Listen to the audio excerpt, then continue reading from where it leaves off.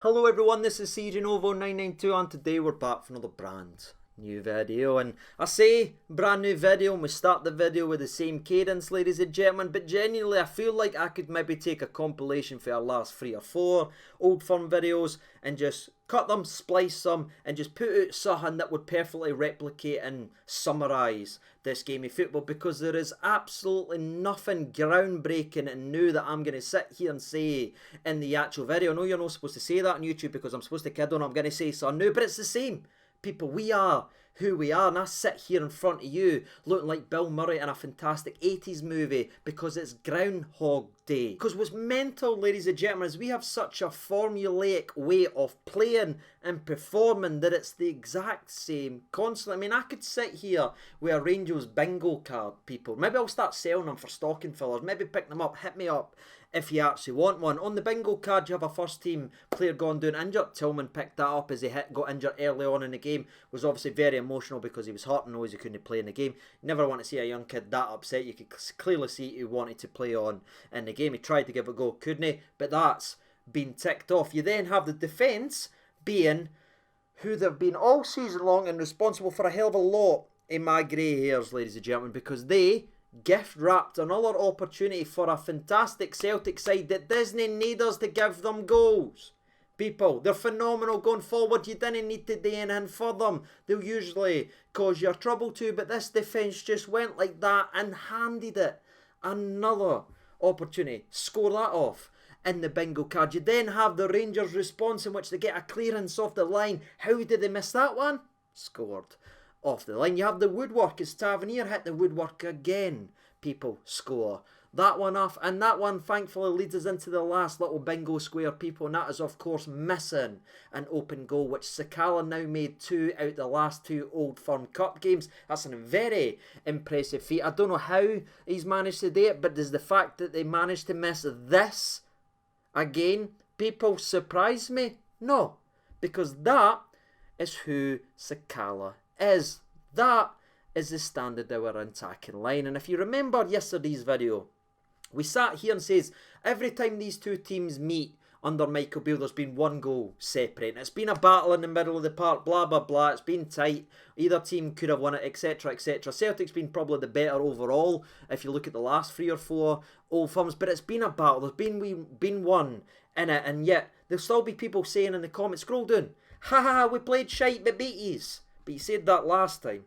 Then he's did that last time. Then he said that last time. So maybe there isn't too much in certain departments when Rangers do meet Celtic on the actual part, because that's what we're seeing. That's what we're getting to see, ladies and gentlemen. But you know the massive difference between Rangers and Celtic? Not just the fact that they're happy tonight and they're going to be celebrating and probably win another treble, people. It's the fact that they have good attackers and they didn't make mistakes. Again, something we talked about in yesterday's preview video. The team that doesn't make mistakes in this game will win this game. That's the difference between this side and Celtic, and that's what I mean. The attack and the fact that we shoot ourselves in our foot and seem to find new ways every single game to embarrass ourselves and beat ourselves. I've never seen a season like it, whether you're a rival fan or a neutral fan, or maybe you're a Rangers fan just like me. No matter what you're viewing in this game, have you ever seen a season ever of football where a team has continually handed goals away like this at this level? Me personally, no. It's like going to a Sunday League the way we perform and defend, because it doesn't matter how well the middle of the park plays. And I'll be honest, again, I'll get a bit of crap for this. I thought Lundstrom was great the day. I thought Cantwell ran his absolute soul in, and again, Raskin, we know, is not 100%, but did he let us down? No, he got stuck on and done his job. The midfield was let down once again, because that way is so toothless and spineless and can't score any goals and can't stand up and be counted. Yes, 2 of the 3 of them is leaving this football club, people, but why are they starting then? If they're not going to be here, why are they starting this game then? Why have we allowed ourselves to be put in a position that we're relying on 2 guys that aren't going to be here and looking after the match ourselves? But I'll speak about that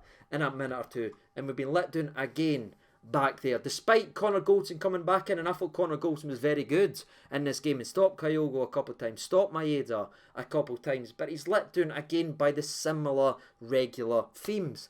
A Rangers player of the year, by the way, standing, and we conceded for here This is the goal that lost us a semi-final. Look at the position of these players. We had 7 players stop playing football expecting a whistle. I mentioned Sunday League about 25 seconds, maybe a minute ago. Even Sunday League teams didn't make that mistake where an entire team stops playing football because they're expecting a whistle. No, you ever heard the phrase, play to the whistle? Wish the Rangers players actually did. That there, an embarrassment. But again, is it a surprise? Ladies and gentlemen, no, we've seen that. Borna at the back post, Borna Sleeting, Borna this, Ben Davies having horrific shows, Dane Davies. And to be fair, I love wee Raskin, but Raskin's got to stay switched on there. To be fair, he's fouled the boy. It should have been a foul to Celtic. Don just had a horrific refereeing call there. So it was a foul, but you keep playing into the whistle. How many times are you going to make a mistake that beats you before you actually tune in? And that leads me to my next point, because this isn't a mistake that's beat us. This isn't this or this or this or this. It's a theme, people. There's players in this that can't be here next year. The Barisic, yes, they're trying to trick us on. Say, oh, he's nominated for Player of the Year. That's crap. Get rid of it. We need better, and he's not the only one. And the longer you watch today's video, you actually hear about that, because Tavernier was horrific as well with his marking of Jota. How do we have 3 Rangers players in the 6-yard box and Jota wins the header? Can somebody explain that to me? I'll get there in a minute or two, but that's just who this Rangers team is. And looking at the strike force and looking at the attack and everything like that, let's just dive right into it. Ryan Kent was selected for this game, as I expected to perform at least, or play I should say, at some capacity. Now I was expecting him to come off for the bench maybe by 15-20 minutes ago, because he has been out injured so long, and I thought, how would he be remembered? Is he going to get his chest out and perform like Ryan Kent can play, or will he keep doing this pandering nonsense where he's looking after himself because he's moving on at the end of the season? Unfortunately it was the latter, but what surprised me is the fact that he started, and that shows Beale's favouritism. Again, I couldn't believe he started this match, considering he's been out for so long. But what's even more embarrassment about maybe Kent's lack of effort and desire, because he was arguably Celtic's best player this evening, is the fact that it's matched perfectly by the embarrassment of Michael Beale watching him play 45 minutes like that and allow him to still stay on the park. That, to me, is a worry, because it was clear as day Kent didn't want it for the 3rd minute of this game, and he flopped there and done nothing when Johnson just stuck his hand on him. That told me he wasn't up for the fight. It's an old firm game. Grow up and show up. But they never, ladies and gentlemen, and that was an embarrassment. They started, they somehow got 45 minutes out of it, but that's what favouritism does. When you start playing with the goggles and the blinders on, because players that used to play well for you, you end up empty-handed. And Michael Beale's made it again. He done it in the first Old Firm, his second Old Firm when he went with Glenn Kamara. He had to learn that lesson sharply, and it's just pathetic, and it's a shame that it's took this long to realise that these boys, the Moreloses, the Kents and everyone, are in the same boat as Kamara. They all need to move on as well. Completely useless going forward, and there obviously is a lot of blame and towards the defence, giving the goal away and gifting the opposition and giving this blah blah blah. I get all that, but you know what's mad, ladies and gentlemen, is we could have played not another half, and we could have played about 3 games there and no scored, because of how toothless and how poor we are up front. But that's the system.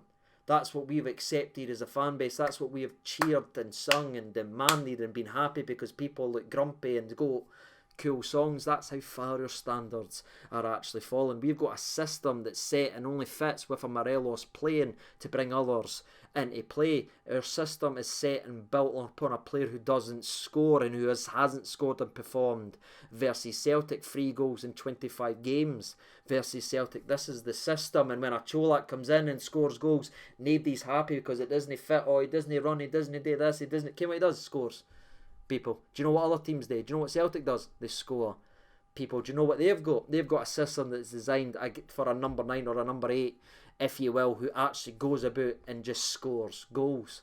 That's the differences between the two sides. We've got a system that's built upon one way of playing, and that's no scoring goals. It's bringing others into play. It's trying to play all pretty football. What I'd love, people, instead of hearing the argument, well, we need Morelos to stay, he's the only one that fits the system. Rip the system up and get a system that's built on a team that scores goals. That would be fantastic. Maybe I've spent too long in today's video speaking overall about the attack, but that's what's let us down all season. That's what's failed us all season, and they all need to move on because they're not up to the standard. That's just how I feel. But let's get into the game recap, because obviously it will take us to some familiar storylines, and there's a couple of players we need to mention, because it's got to be said, we actually started the game off well today. I mean, we had a shot within the first 26 seconds. That's much better for us, especially at Hampden. And I thought, right, you know what, we fancy this. You had Cantwell throwing his body on the line, giving absolutely everything that he actually could. You had Lundstrom looking like he heard the Europa League theme tune before the actual game. Where's that been all season, Lonnie? Aye, you played well, but we've needed that for a while. At least he was fighting though, and he got stuck in. Raskin again, kicking about, getting involved in things, and I thought, right, we've got a platform there, just can we get a wee bit of sun? But then we start getting let down by Kent falling over, Kent giving the ball away, Kent slowing it down, Carter Vickers take Morelos for a walk here, thrown about like an empty plastic bag here, and you're thinking to yourself, right, we can't get it at all. Where the midfield's winning it, the defence is winning it, but there is nothing up front, and it just keeps coming back. And it was like that. It was fantastic. The referee was playing the game well, in my opinion. They let the game go. Wee shoulder tackle here, wee shoulder tackle. It was like, right, there's an old fun feel about this. Is the football I know, no constant whistles. Right, let's see what the players have got. And to be fair, I thought the attitude was right. Cantwell getting stuck in again with Greg Taylor. Cantwell end up getting one left on him late by Johnson. But that's because he's a threat. That's because he's a danger. You didn't get kicked if you're a bad player. You should take that as a compliment. And I'm thinking, right, your attitude's spot on here. We just need more attacking quality. But as you know, we've just not got that. Kyogo tries to nip in a couple of times behind Goldson. Very good defender. And I speak about that, right, because you've got Goldson there twice doing very good defending on both Kyogo and I believe it was Maeda in the second time. And twice he's waiting for his goalie to come out and just get that. And twice McGregor is stranded on his line. Now, I'm not picking any holes in him. I don't know if he necessarily done anything wrong. But I just thought these are two wee incidences where the defence has done the right thing and they're expecting their goalie to come and get it. But then it's a corner. And it's just wee things like that and wee threads like that. I just say, we're just never learning nothing. It's just we need this season to be actually over because it's unnecessary pressure on us because of wee things like that. The first shot of the game ends up coming from Johnson from outside the range. Comfortable save for McGregor. Barisic, who actually stopped a cross coming in. By God, I was nearly had a heart attack, people. He stopped, not even with one. He's done it twice. Just showing they're like buses. You wait forever for one and two comes at the same time, and he ends up getting stuck in and leaving a late one on O'Reilly, which picks up a yellow card. But again, I didn't mind that. I like seeing heart. That's football to me. Committed folk. Again, no going out and intentionally trying to hurt folk, that's no what I'm saying. But see football played at a level where it's like a battle and combative and getting stuck in. That's the football I grew up loving. And I was like, right, we've got an actual fun game here. Let's keep going now. But remember where I kept saying we had nothing going forward? Yeah, that's pretty much it. We had got ourselves in good positions. The midfield won the ball back, but there was nothing really there. It was just having to dig in defensively, and Tillman ends up going down very early in the game as he tries to slide in. Now, I actually think it's a foul to Celtic here. I don't think he actually gets the ball, if I'm honest, but he's judged as getting the ball and going out for a Celtic throw or whatever, but ends up young man, I don't know what it is, it's a hammy, it's a Sahan, it's bad. He tries to get up, he tries to play on, you see the lad's eyes flood up with water, you know he's done. It was very reminiscent, if you want, to Ronaldo, the Euros, if you remember way back there where a guy's trying to play on, he just can't, goes down, greeting, going off the park. You never want to see a young laddie do that, and seeing his response and that. Some people ask if he cares and that. He's sitting greeting there on the park because he knows he can't play any further on the game. So I'm not wanting to see any slander of a 20-year-old. Let's just leave that there. There's a lot other blame to go around. Not a 20-year-old who's obviously done something serious and he had a couple crutches and everything like that. So moving on from that, I actually gave the opportunity to Scotty Arfield coming in, and I wasn't too against that, if I'm honest, in this type of atmosphere, in this type of game, because again it's combative, it's energy, it's getting stuck in, and that's what he brought. And I thought Arfield gave us something that maybe we wouldn't have had previously, and that was real bite and winning the 50-50s. And I really thought Arfield, Raskin, Cantwell and Lundstrom was a platform to win that game. And this might sound dumb, but I think if you take them and you just put them in the Celtic team and you swap them from them to them, I think Celtic's winning this game very, very comfortably. Because for me, and I might be completely wrong and you can shout at me in the comment section, but the midfield kept this game and kept us with an opportunity to be in this game. You remove them, we're in deep trouble. But they've done their job. But again, that's a similar story. They've done their job. No one else has done theirs. But before we get to the goal, we obviously need to speak about Celtic. Had another major moment where they get down left, they whip it to the back post. Barisic is sleeping at the back post. Who would have thought it? Rangers. player of the year, but thankfully we get away with it as Jota ends up taking his eye off the ball and it skids under him. I was very surprised. I was already thinking it was a goal. I seen it was like in slow motion. I went, oh, here we go again. But we get away with it. And what I liked is Lundstrom got in the ball, combined very well with Arfield, drived us 65 yards up, nearly gets a shot off. We get a corner, we put it in. It wasn't really anything, but I'm thinking, right boys, we've got the ascendancy again. Celtic's had a wee moment or two there, but we've got this game. We're battling, we're fighting. And then we do what we do, ladies and gentlemen. Is Raskin body checks? Is it O'Reilly? I think it might be O'Reilly. It's clearly a foul. The referee doesn't give it, but something that even I'm sitting thinking it's a foul. You didn't stop playing, right? I'm an idiot, and I wear that cap proudly. People, I'm not a professional footballer. I was never getting blah, blah, blah. They're miles better than us all, and I never ever try and say that anything like that, and I'm no better than the manager, I'm no better than this. But see something even I knew, and I was nowhere near good enough to make it, ladies and gentlemen, is you play to the whistle. I learned that when I was a very, very young laddie. The fact that we've got so many established professionals. Barisic is a Croatian internationalist. Ladies and gentlemen, there's internationals on that part of stopping there and allowing Celtic to run and get that ball before they switch back on. To be fair, it's a good cross and Jota does what he does by putting the ball into the back of net. But for me, it's absolutely pathetic again for Rangers. And stop me if you've heard me say this before, completely avoidable. And I've dug out Barisic there, but I've also got to dig out the captain, in my opinion, too, because it's horrific defending when you actually look at it. You're staring at him about 3 times and he just loses him. Horrible defending. And also, can the goalie maybe come out of that? Maybe, ladies and gentlemen. But again, he thought it was, that's a boy who's played 975,000 years at football. He's stopped playing as well. Oh, it's so embarrassing to say, but again, what's hard to admit as a Rangers fan is it's no a surprise, because we've seen it all season long. And that really takes us into half time. I mean, we did have one last opportunity where Ryan Kent actually turned up and showed that he can actually do something as he beat a player, whips into the back post. Joe Hart kind of like just falls at it. It goes to Barisic. Now Arfield is screaming for it, ladies and gentlemen. He's screaming for it. He wants the ball, lay it after him and let him have a shot. Barisic, terrified, tries to cut back inside, ends up falling there, greeting for a penalty. It's never a penalty. Grow up and show up, Barisic. I'm sick of death. He's seeing that cowardice, so he just falls over and ends up going out. And that's, again, somewhere that we should actually be hurting Celtic, because Arfield is wide open. Why do we never make that pass? Do you know why?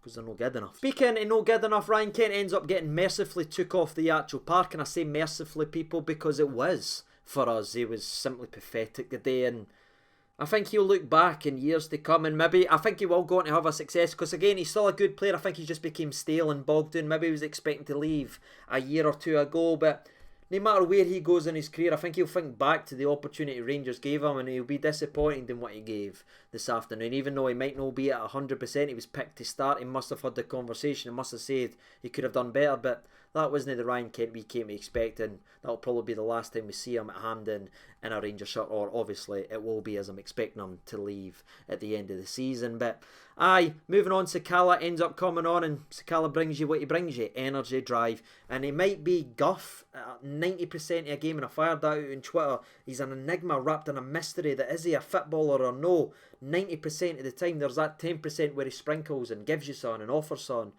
And he offered a couple of wee things. He got a header on target quite early on in the game. He offered a wee bit away his pace. But there was 2 snapshots from sort of range that both teams actually had, with Kyogo hitting one which was saved by McGregor, and Arfield hitting one which was good save for Joe Hart. Again, it's all matched. It's all evenly balanced. If you take the mistakes out of it, it's a fight right there. Maybe the best bit of overall football that's played in the 64th minute, where it was great build-up. Cantwell heavily involved in it again. The ball ends up getting kicked out to Sakala, who uses his pace. And just because Sakala's there, because again, Morelos is slower than Stephen Hawking at a race, right? You've got Sakala there, so naturally the Celtic defence has to drop off more. It's not surprising here, it's just football, and because of that, it gives you more room to actually attack and hurt them, because he's offering something that isn't just to get bullied off Carter Vickers. And because of that space, Sakala is able to just peel it back and pass it to Tavernier. Tavernier hits it. I'm thinking it's in. It hits the inside of the post again. A carbon copy of the exact same opportunity that happened in the League Cup final, where Ryan Kent hit the inside of the post and it came back out, and just as ironic as it is, it falls to the same man, Fashion Sakala, and this one's even more blatant. I mean, there's nothing else I can say apart from pointing up to there and say that needs to be put in to the back of net. But just like the League Cup final, it falls to the wrong man and he ends up putting it wide. And that for me is the story of our entire season right there, if I'm honest with you people, because you look at that and you look at that chance, it falls to Celtic's in the back of net. That's been 2 games, that's 2 cup games versus Celtic. We've had open goals that's hit off the inside of the post and fell to one us, and we've no been able to take it. That's the cruel irony of this entire season, and it's just the story of our season. And to be fair, did we dominate maybe the rest of the game in terms of possession, putting the balls in the mixer? I mean, Rabbi Matondo came on and offered hell of a lot down the left hand side, I thought anyway. I mean, his first instinct was to burst on the left. Somebody actually beat Carter Vickers, by God, it must be Christmas. He cuts in, finds Arfield, who Scotty should do a hell of a lot better as he balloons it wide and over the bar. But that was a chance at another one where he gets involved in it, whips the ball and gets cleared out. Cantwell does great feet to pass it to Ridvan. Ridvan nips it right across the 6-yard box, but Carter Vickers is there with a really good bit of defending. It was a similar cross to last season's League Cup semi-final where, remember, Bassey whipped it in and it ends up hitting off Starfelt and going in. It was nearly like that, but Carter Vickers was a much better centre-half than Starfelt, and he gets his body position right, gets it cleared out. That's the differences there. We opportunities, we chances, but it just doesn't fall your way. I mean, you could sit and look and say, you've just not got any luck. Inside of the post, open goal. Inside of the post, open goal. You just not getting any luck. But again, is it no luck, or if it's the continually being the same players being picked and played in the same positions that miss the same opportunities, is it bad luck, or is it who they are? Now, I know there's a lot of Morelos defenders and you shout at me and scream at me and you didn't like what I say on this channel and all that, but I just want the best for Rangers and everything. That's just what I care about. I don't care about this player and I'm no betting for him or that. That's the only thing that matters to me, is the Rangers team, ladies and gentlemen, and Morelos has been really poor. In fact, he was that poor.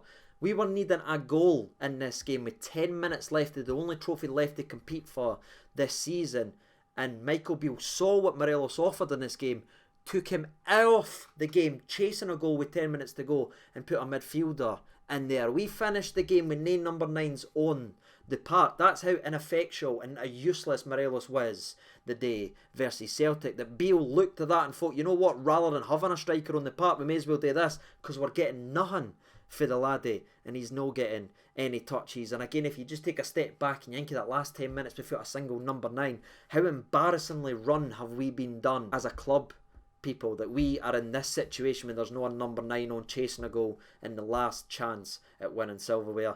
If you need me to say anything else about this season apart from that, I don't know what else to tell you, ladies and gentlemen. We are an absolute mess, and it's no a rebuild or anything like that. It's a complete demolition job in coming back with a sell of a lot of good players, because the Barisics, the Moreloses, the Kents, they all need to go. People, they all. I don't care what they're trying to tell us in the backing and all that, because they don't want to move him on, so they're trying to say, oh look, he's Player of the Year nominee, trying to trick us. Nah, I'm not believing in that nonsense. They need to go.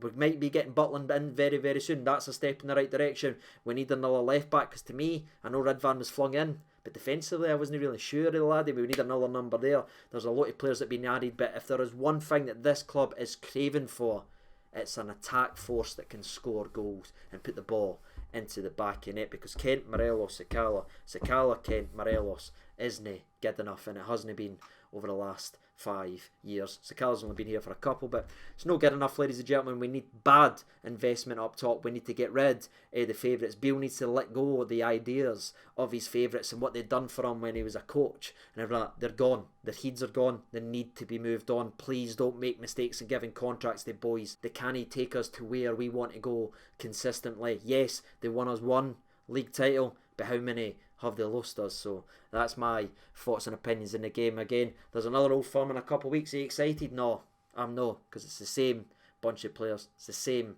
letdown, and it's the same story that it's been all season long. And that's it, ladies and gentlemen, boys and girls.